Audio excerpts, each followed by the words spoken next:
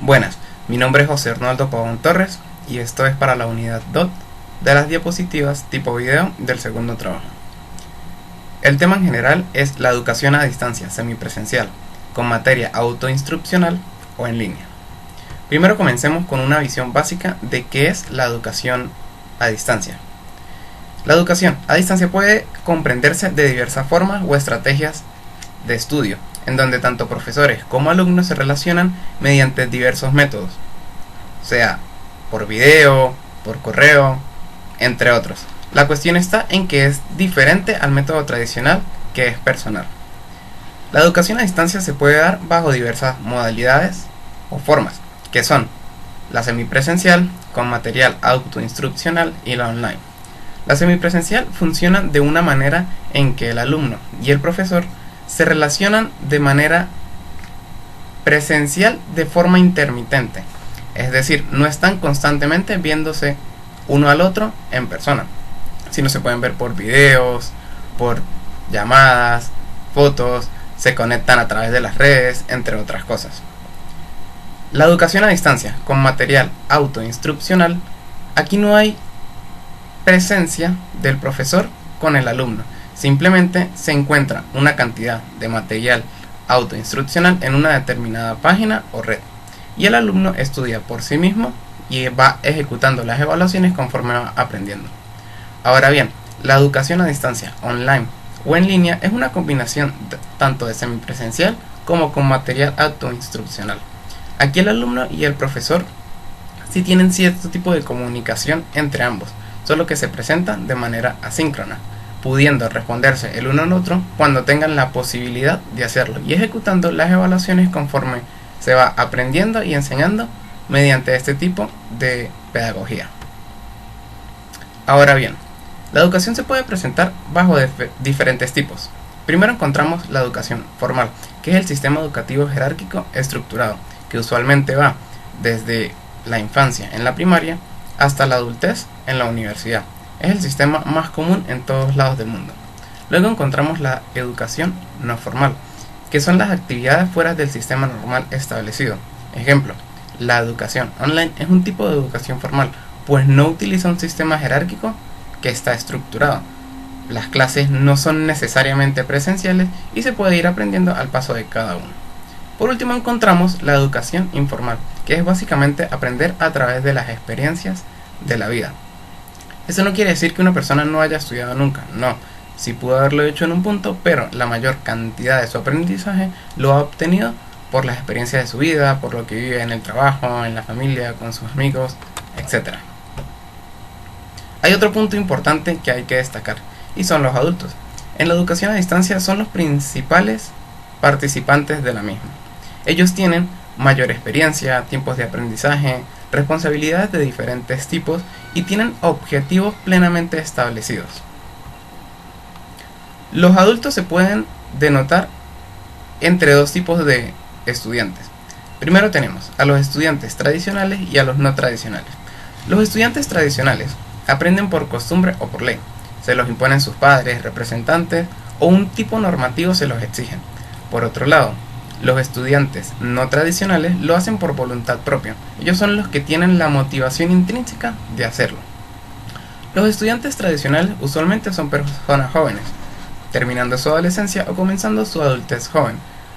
Por otro lado, los estudiantes no tradicionales generalmente son personas ya adultas que tienen responsabilidades, hijos, viven solos, no dependen de sus padres, entre otras cosas. Los estudiantes tradicionales aprenden a tiempo completo, es decir, que se encuentran constantemente, ya sea en la institución o en aprendizaje a distancia, pero es básicamente lo único que hacen, aprender. Por otro lado, los estudiantes no tradicionales estudian a tiempo parcial. ¿Esto por qué? Porque, como ya se ha mencionado en varias ocasiones, tienen responsabilidades, tienen familia, tienen muchas cosas que hacer además de estudiar.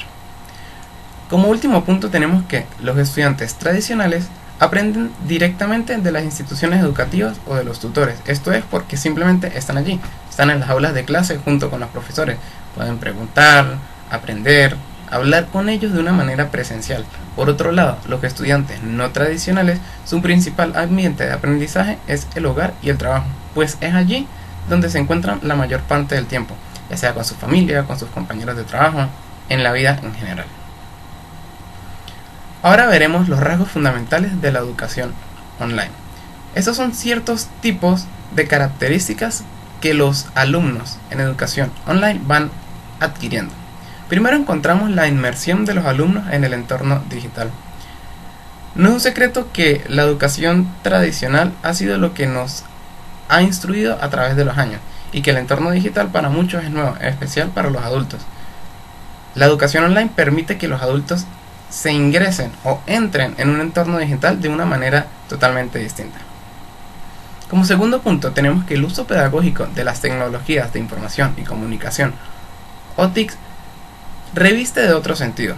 Ya no solo se usan esas tecnologías para el ocio o la diversión, sino se usa con métodos educativos donde se puede aprender y posteriormente utilizar este aprendizaje en la vida real. Como tercer punto tenemos la inclusión de actividades que proponen trabajo en equipo. No solo se puede trabajar en equipo presencialmente, también se puede hacer en el mundo virtual. De los compañeros, varios pueden hacer diferentes partes, diferentes estudios y complementarse unos con otros para anexarlos a uno al final. Como último punto tenemos que la utilización de materiales didácticos en diversos formatos digitales es el ápice o la cima presencial o importante de lo que vendría a ser la educación online. ¿Por qué? Porque básicamente esto es lo que nos permite llevar a cabo todas las actividades y aprender los formatos digitales, siempre teniendo en cuenta que la tecnología y la educación no son enemigos, sino se complementan. Veamos ahora las etapas a través de las cuales un alumno de un curso en línea va enfrentando nuevos desafíos. Son 6. En primer lugar tenemos el acceso. Como se vino mencionando anteriormente, los adultos o los nuevos estudiantes en ese tipo de modalidad tienen que acceder y superar las dificultades técnicas, es decir, las dificultades digitales a las cuales no están acostumbrados. Como segundo punto tenemos la identidad. Los estudiantes desarrollan una identidad digital. Bien se sabe que se tiene una identidad real o física y ahora se desarrolla una identidad digital por sobre la cual van a trabajar y extender sus conocimientos. Como tercer punto tenemos la interacción.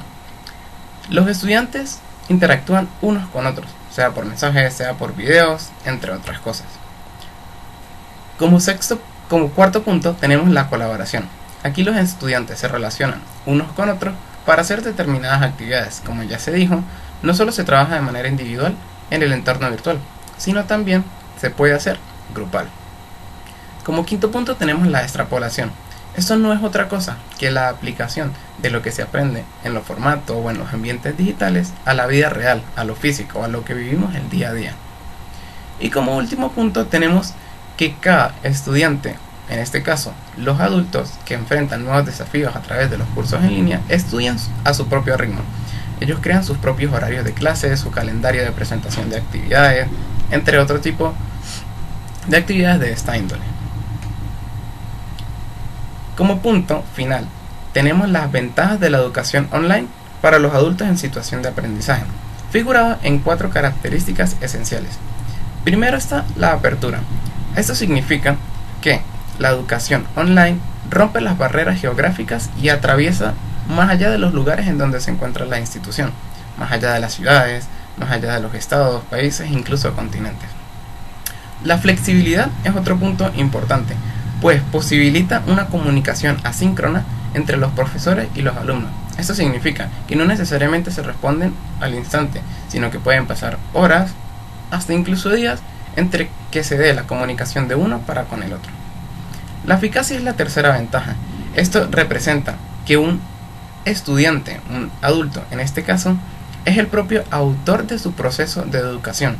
Él es quien se encargará de aprender más o menos. Por último encontramos la ventaja de que la educación online representa una alternativa de estudio para aquellas personas que no se han podido inscribir en cursos de manera normal, es decir, institucionales presenciales. Para culminar tenemos las conclusiones. En primer lugar, los adultos que optan por este tipo de educación suelen tener un aprendizaje más eficaz y eficiente. Esto porque, además de tener responsabilidades, ellos mismos son los que sacan su tiempo para aprender, tienen esa motivación intrínseca propia para hacer lo que deben hacer. Como segunda conclusión tenemos que la educación a distancia representa una modalidad de estudio que permite ampliar el alcance de estudio hasta diferentes lugares, y no diferentes lugares específicamente de la realidad, es decir, geográficamente, sino diferentes lugares en cuanto a profesionalidad.